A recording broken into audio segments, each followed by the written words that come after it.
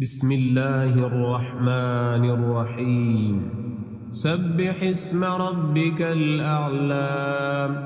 الذي خلق فسوى والذي قدر فهدى والذي أخرج المرعى فجعله غثاء أحوى سنقرئك فلا تنسى إلا ما شاء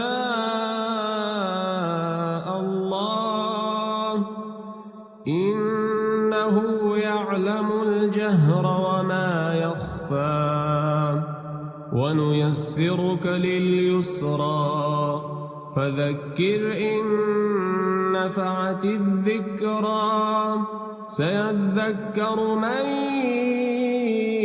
يخشى ويتجنبها الأشقى الذي يصلى النار الكبرى ثم لا يموت فيها ولا يحيا قد أفلح من تزكى وذكر اسم ربه فصلى بل تؤثرون الحياة الدنيا والآخرة خير